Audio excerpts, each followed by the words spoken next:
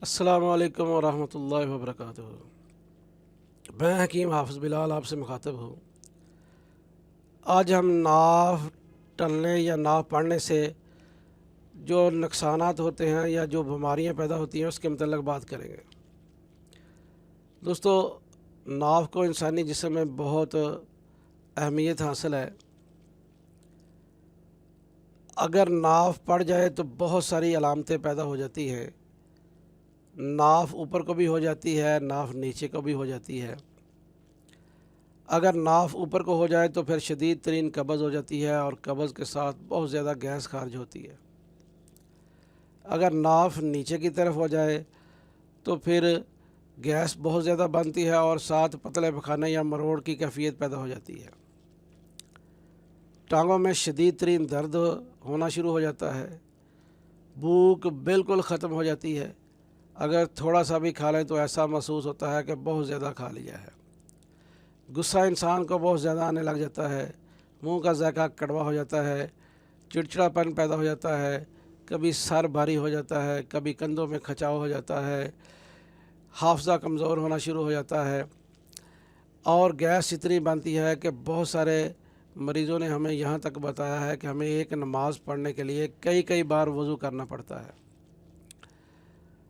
अगर औरतों की बात की जाए तो औरतों में भी बहुत सारे मसाइल पैदा हो जाते हैं।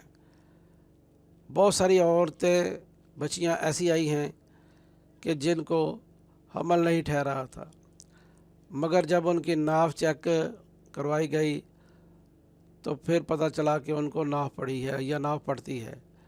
औरतों के भी बहुत सारे मसाइल पैदा हो जाते हैं।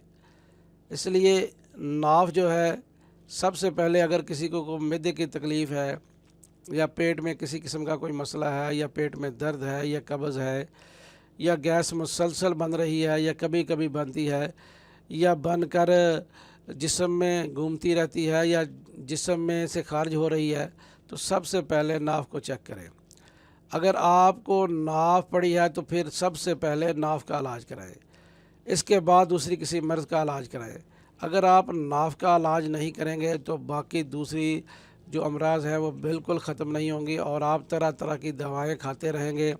फिर आप तवीज़ गंढों की तरफ चले जाएंगे, जिससे आपको किसी किस्म का कोई फ़ायदा नहीं होगा, बल्कि आप बहुत सारी दूसरी उलझनों में, परेशानी में मुब्तला हो जाएंगे। इसलिए कोशिश करें कि अगर किसी को इन अलामात का शुबा हो या किसी में ये अलामात मौजूद हों तो फिर सबसे पहले नाफ चेक की जाए और अगर नाफ पड़ी हो तो फिर उसका इलाज किया जाए और अगर नाफ ना हो तो फिर जो है वो दूसरी अमराज का इलाज किया जाए। अस्सलामु अलैकुम वरहमतुल्लाहि वबरकातुहू।